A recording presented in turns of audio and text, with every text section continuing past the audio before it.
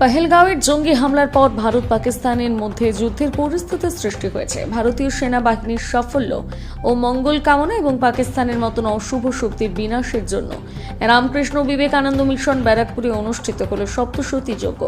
এদিনের এই যজ্ঞে অংশ নেন রামকৃষ্ণ বিবেকানন্দ মিশন ব্যারাকপুরের সম্পাদক নিত্যরূপানন্দজি মহারাজ, ব্যারাকপুর পৌরসভার পৌর প্রধান উত্তম দাস সহ মিশনের অন্যান্য মহারাজা ও ভক্তরা। এদিন ভারতের পতাকা এবং দেবী দুর্গার পুজো করা হয়। দেশের যে পরিস্থিতি তাতে সাধারণ মানুষ হিসেবে সবাই যুদ্ধক্ষেত্রে গিয়ে যুদ্ধ করতে পারে না, কিন্তু সেনাবাহিনীর সাফল্য কামনা করা যায়।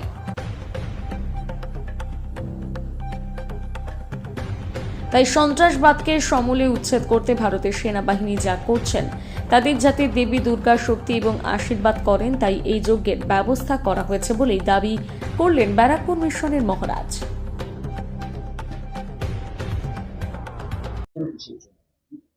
আমরা সবাই জানি যে কিছুদিন ধরে পাকিস্তান সীমান্তে আমাদের ভারতীয় সেনা তারা একটা মহা কঠিন পরিস্থিতির মধ্যেই যাচ্ছে। পাকিস্তানের তারা যে টেররিস্ট যারা আছেন তারা আমাদের ভারতে অনেক ক্ষতি করেছেন, আগেও করেছেন।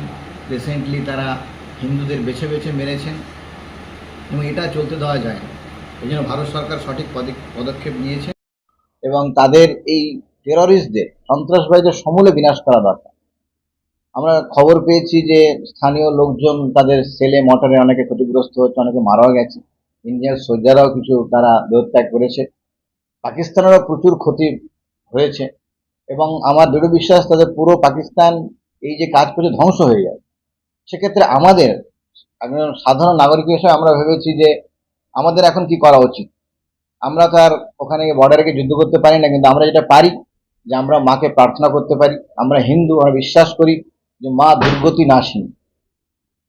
চণ্ডীতে আছে তিনি বিরাট বিরাট অসুরকে তিনি বধ করেছেন এবং আজও আমরা তার আরাধনা করি। আজকে আমাদের ব্যারাকপুর রামকৃষ্ণ বিবেকানন্দ মিশনে গঙ্গার তীরে আমরা তার আরাধনা করছি যে মা তুমি আমাদের সেনাবাহিনীদের শক্তি দাও, তারা যাতে এই শত্রুদের সমূলে বিনাশ করতে পারে এবং আমাদের যারা নিরীহ নাগরিক তাদের যেন কোনো ক্ষতি না হয়, তারা যেন ভালোভাবে থাকতে পারে এবং এই যে সন্ত্রাসবাদের যে সমস্যা চিরতরে এতে বিনাশ হয়, এই উদ্দেশ্যে নিয়ে আজকে আমাদের মিশনের পক্ষ থেকে আমাদের মহারাজরা, আমাদের টিচার, আমাদের স্টুডেন্ট সবাই মিলে আমরা মাকে আরাধনা করছি এবং আমি আশা করি যে আমাদের হিন্দু সংগঠন যারা আছেন তারাও যাতে এরকম করেন। তাহলে সম্মিলিত প্রার্থনায়, কারণ প্রার্থনার একটা জোড় আছে এবং প্রার্থনার জোড়কে সব ধর্ম বিশ্বাস করে, শুধুমাত্র হিন্দু ধর্ম নয়, মুসলিম খ্রিস্টান সবাই প্রার্থনা ধর্মকে বিশ্বাস করে। এই প্রার্থনা আমরা করছি এবং আমার দৃঢ় বিশ্বাস যে দু একদিনের মধ্যেই পাকিস্তান এমন শিক্ষা পাবে আর জীবনে ভারতের দিকে এগিয়ে আসবে না।